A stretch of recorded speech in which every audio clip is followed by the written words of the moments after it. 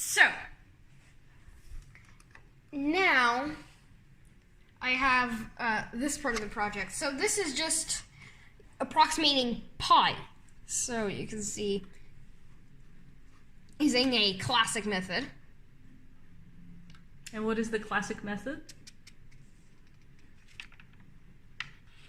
Which is just, so this is the classic method. I'm going to just draw it. Yeah. So you have a square of radius, let's say 1. So I'm going to say, actually of apotheme 1, because technically radius is diagonally, but I don't know, a square of apotheme 1. So the area of the square is 4. Then we put an inscribed circle into the square. So the area of the circle, which is of radius 1 now, a unit circle, is pi. Which means that the area of the circle divided by the area of the square equals pi over 4. So if we multiply both sides by 4, so 4 times the area of the circle divided by the area of the square equals pi. And this is how you're approximating pi in this part of the project, right? Yes. So the way we compute the area is just by throwing darts at it. Oh, So we those what the dots are. So you throw darts, you throw the darts at it, at the square, so they definitely hit the square.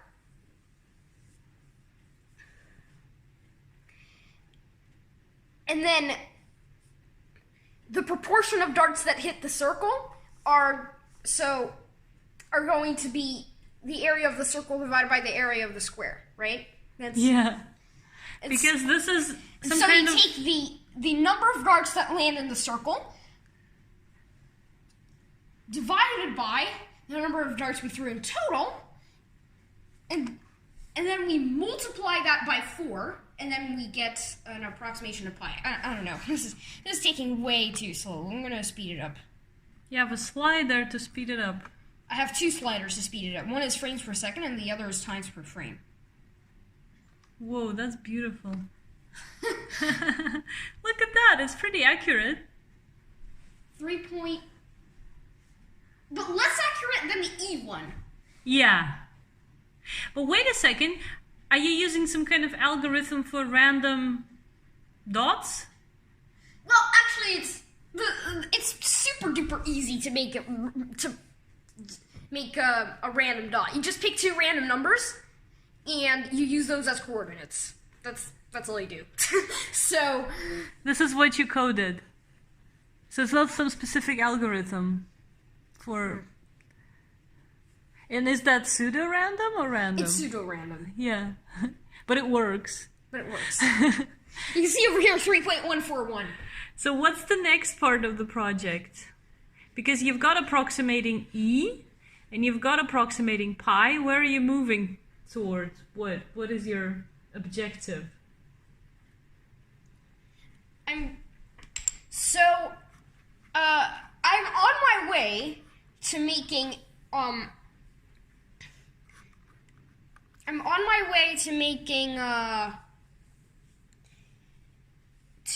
Oh, you already started. I've already started making this project approximating e to the pi fourths. So, and then I'm gonna combine that with pi fourths, and then so we have the first simulation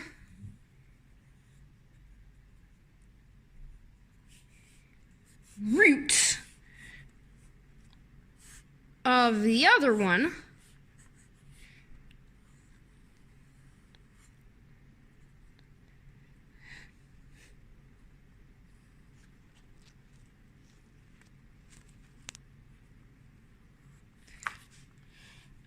is the pi fourths root of e to the pi fourths,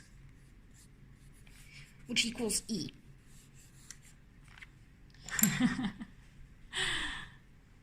So this is approximating pi, right? This is actually approximating pi over 4. If you remember over here, we multiply that by 4. If we remove that part, multiplying it by 4, that's basically just, you get pi over 4. So, we can approximate pi over 4, then we approximate e to the pi over 4, and then we take that pi over 4th root. If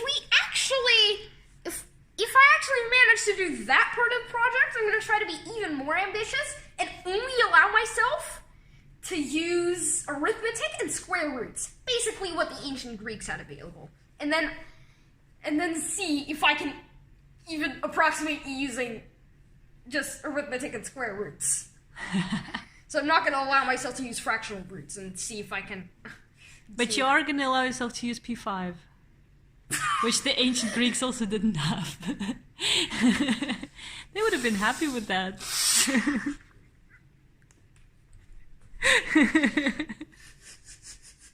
Okay, so we're getting somewhere.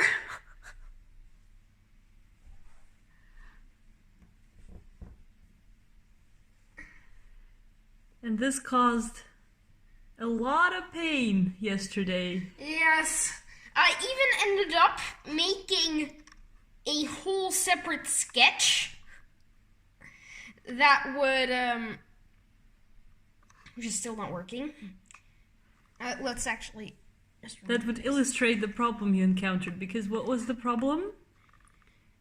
So, I tried to implement some sort of raycasting, some sort of like line-circle intersection algorithm. And, that you got where?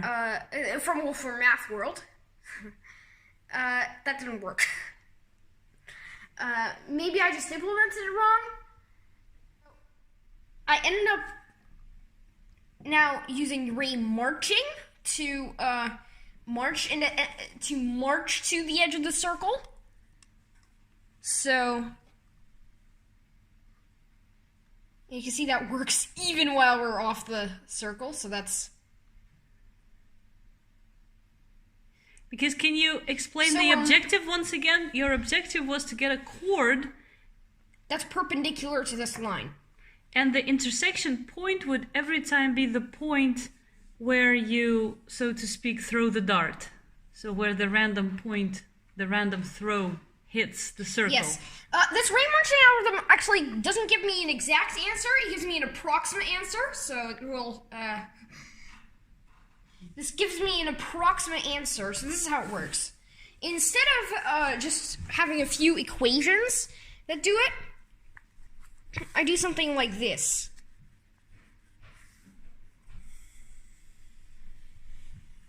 Here's my circle.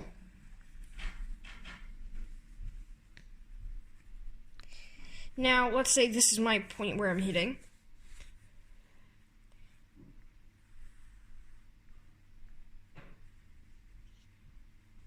And I'm going to draw the radius of the circle. This dashed line here is now going to be the length of my marching step.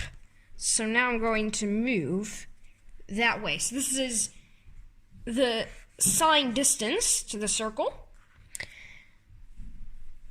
But your original problem was that this angle wasn't a right angle, right? That it wasn't perpendicular to the chord. The radius ended up being not perpendicular to the chord. And the marching algorithm ensures that it is perpendicular. Well, it did. Well, the raycasting one also did, but I think I just implemented it wrong. Okay. And now I think... And you implemented this one right. Yeah. Okay. So the next step of the algorithm is just to do this again. So you have the radius, and then this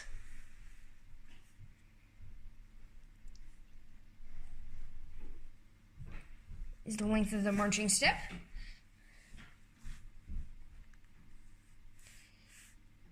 And we do this, let's say, a third time. Now we march a tiny amount more.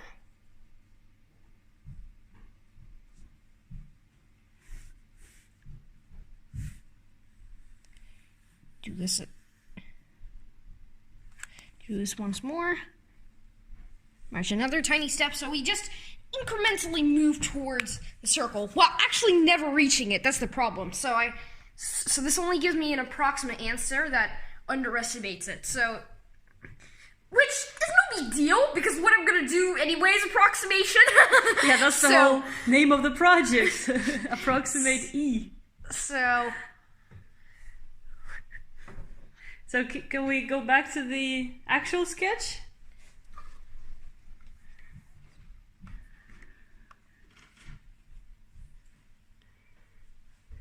So you're now at the point where you have what? I have my perpendicular chord. And what's the next thing you have to do? Because this is not yet the approximation of e to the power of pi over 4, right? The next thing that I have to do is shrink the circle to that diameter. So, because what's going to happen, if I understand it correctly, that there will be random points appearing, and every time at the intersection, every time that random point will become the intersection of the new chord with the radius, and the circle will be shrinking to that radius, right? yeah. And what is So e to the power of pi over 4? What is that? That is the... So, if you watch the 3 blue 1 brown video, this will explain this better. The chord defines the new diameter of the circle, and then if you think of a score of like 1 point at the beginning, and then 1 point for every time you hit in the circle.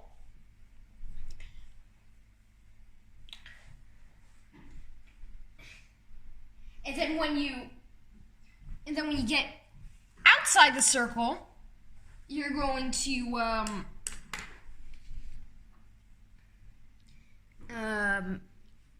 quit. So you're going to shrink. It stops. Yeah, It doesn't shrink anymore. no, it doesn't not shrink anymore. So you keep throwing darts until you don't hit the circle. Because the circle is small, so it becomes increasingly difficult to hit the circle. Yes. You got 1 point just for playing, and then one more point for every circle that you hit. Yeah. So And e that- to the power of pi over 4 Is the expected score. Yeah, is basically how many times you're gonna throw plus 1. Right? No, it's actually how many times you're gonna throw because you're throwing one more time that Oh yeah, because you're gonna miss. Yes. Last time So you're right, yeah. So that's just another way to think of it. And then when you're done with this, what are you gonna do? You have to make this like the because this is to this power. So to get e back, you have to like Take the pi-4th root, which I have my other simulation that approximates pi-4ths.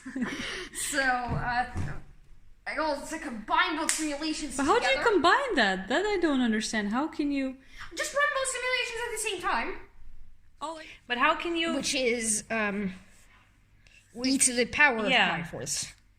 But how can you combine two sketches? That I don't understand because they have to like run at the same time. We just run them at the same. Well, I'm going to just start with one sketch and put the other sketch into it, Oh. and then say that you should take like the root of that power from the result of the other sketch, yes, right? Okay. progress.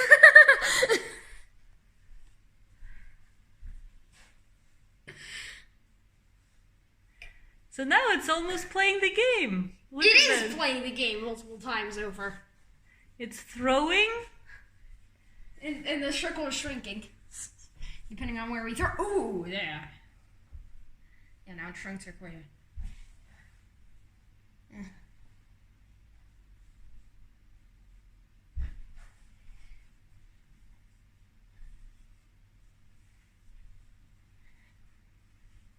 You can see over here that it is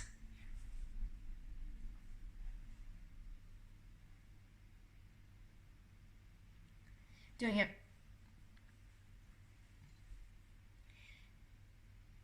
Okay, so I actually switched out the algorithm again. So before I used this algorithm called two generic algorithms. One of them is raycasting. So basically, raycasting just uses some math for any line and any circle that just calculates the intersection points. And the math was too goofy. No raycasting. And then I tried using ray marching.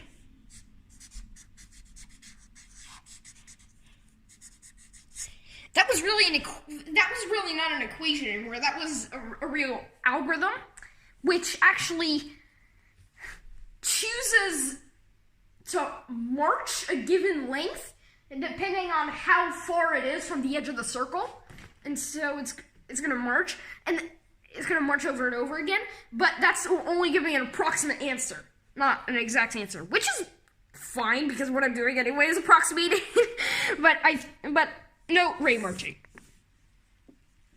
Then I just tried using then the algorithm that was successful that I tried here was in the 3 blue 1 brown, or really number file video. The math it's so elegant and simple. I can't just express how simple it is. It gives me the exact answer, and so I ended up using that one.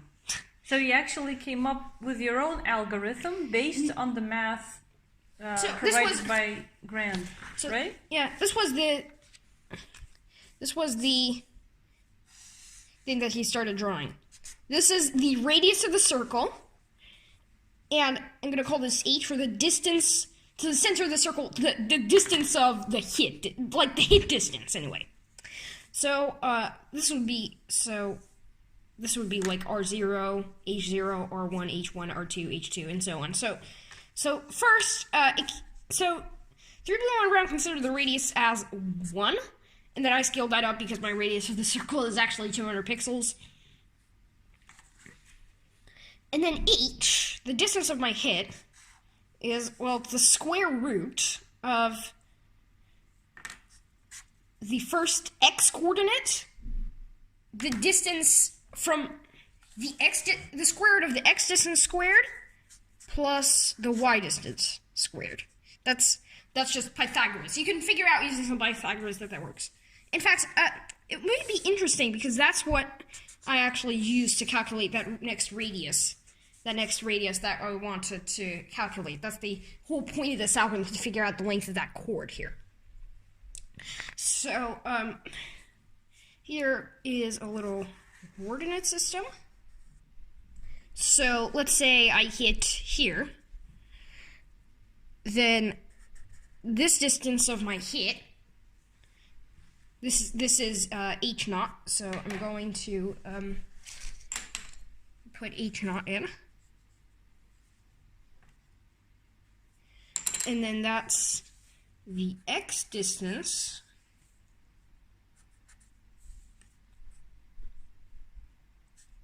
x naught, and then this is the y distance y naught. So this is using that a bit of Pythagoras shows that in fact this equation is true.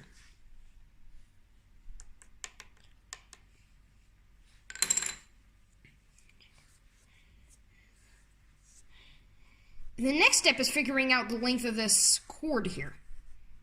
the half length of this chord is really what I want, because that's the radius. So let's just redraw this diagram over here.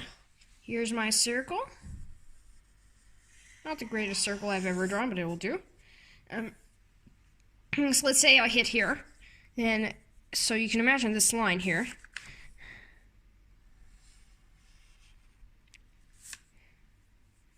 So this line, so the half length of this line is what we want, right? So then this line here, well, that's just a radius of the circle. So this is actually R naught. Then this distance here is H naught. And this distance here is what I want. That's R1. So R naught squared equals H naught squared plus R1 squared.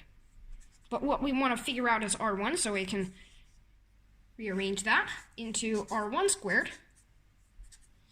equals R naught squared minus H naught squared. And so this is the formula that I wanted to calculate. R naught is 1, so we can actually say the square root of 1 squared plus H naught squared. And then this next H, the next distance, will be just the next distance of my hit, which is just, I use the same math, that's x1 squared plus y1 squared. And then R2 is going to be the square root of R1 squared plus H1 squared. Well, and so on. So, this repeated, oh no, not plus, minus, sorry.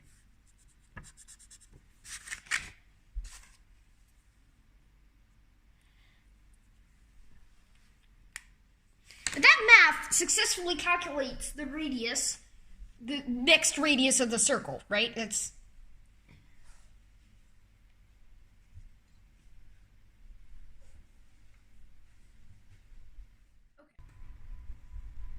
What did you add now? added the numerics over here. It's a bit. And why does it have such a speed of frames per second? Oh, because you just... Maybe now's a good time to film it in slow motion. Looks like a number that no one has ever seen, right? It's because it's approximating this strange number here, e to the pi fourths. So what I want to do is I want to combine that sketch with the sketch of just approximating pi to see if I can actually approximate e that way. The only thing I need is speed control, because even though with the frame rate cranked up, it's still taking actually quite slowly. You can see we're only at like 25,000 games. So yeah, the yellow number is how many games. And we're still, if I actually calculate e to the pi fourths, let me open up a calculator here. 2.1932. And in my sketch over here, I think we're at like 2.16 something. So, Well, it's getting there, right? yes. But you think it's getting there too slowly? It's getting there quite slowly. So I'm going to need some speed controls. Well, that's around right. Right? So now I got pi fourths down here, the approximation. Now I want e to the pi fourths to appear just below that. So I want to repeat this text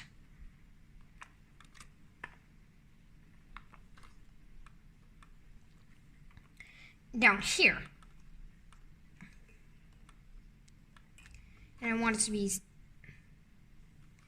at 200, let's say 900.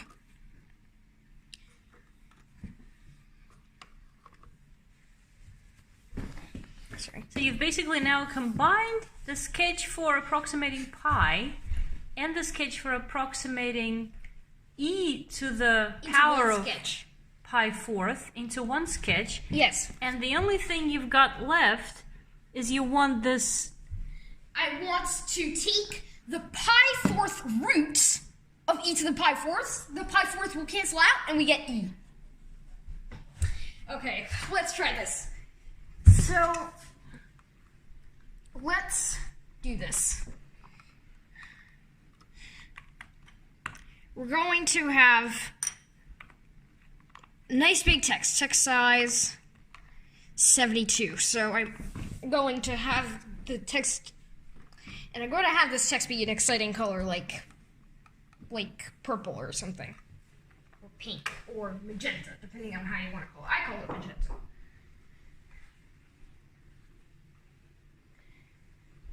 So it's this number, the root, so of that number. So what I want to do, another pair of parentheses, circle darts divided by total darts is the pi fourths, and then the sum divided by times is e to the pi fourths.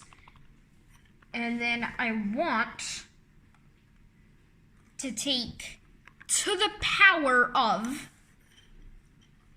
1 over that. That's the root. So I have to do another thing here. 1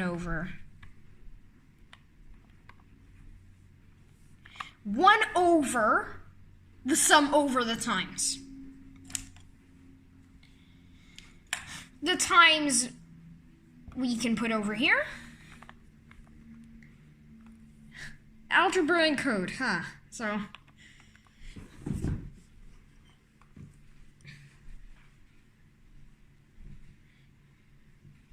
So now, this I think will take the root. This is exciting. Let's see.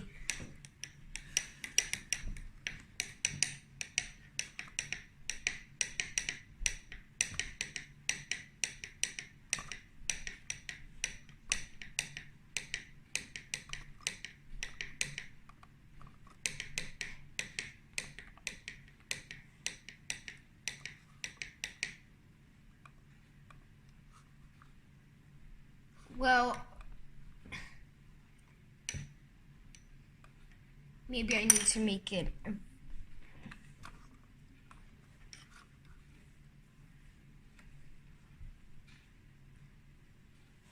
So this isn't right.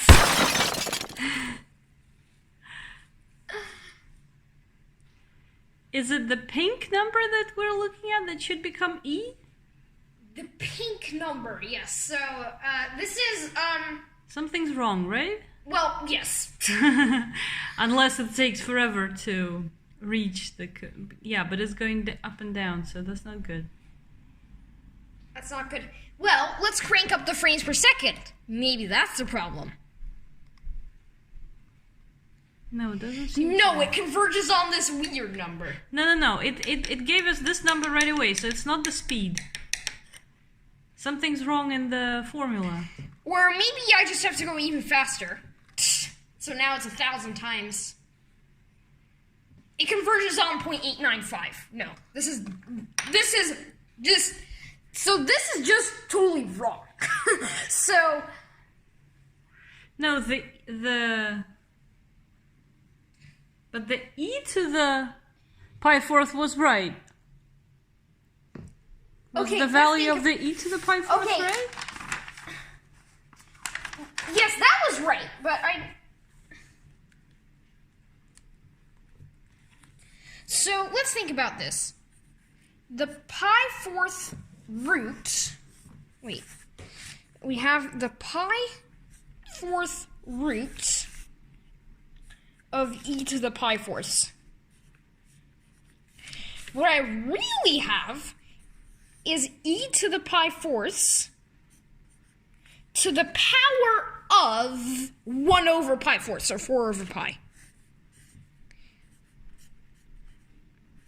E. So it does actually work out to E. So why did I do this? This cancels to 4 over pi. Oh, I did it the other way around. I didn't do the E thing. I didn't do the pi thing root of the E thing. I did the E thing root of the pi thing. Okay. So this has to be the other way around.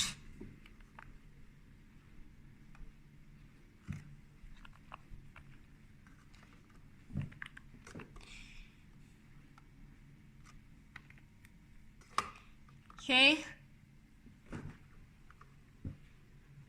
Well, maybe I have to speed this up here. No, it's again the wrong number.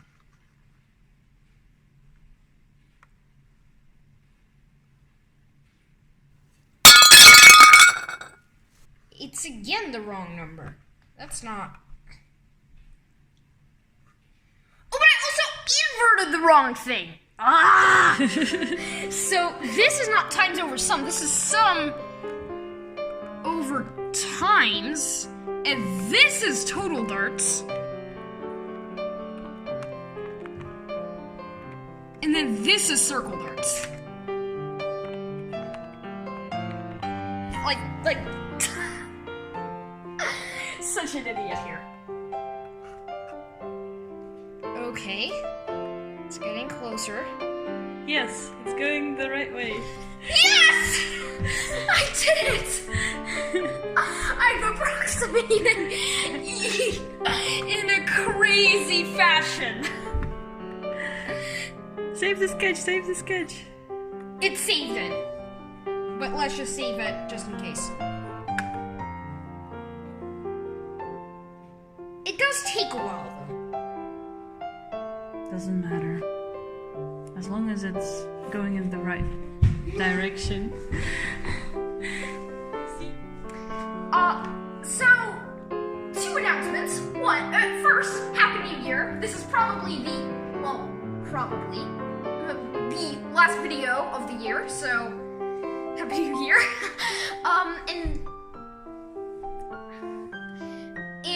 So second, I reached 1,000 subscribers, so which is quite cool. So I'm planning to start a series about electronics and stuff like that when I get to 1,024 subscribers, because that's a special number, as you might imagine. Also, so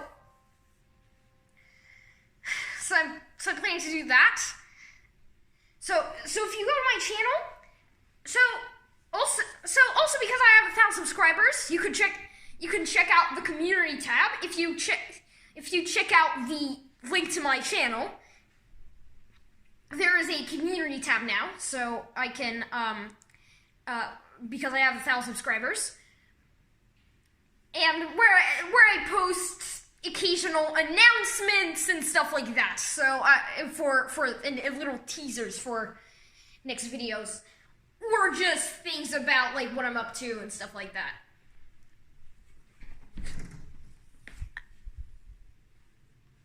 Such an amazing project.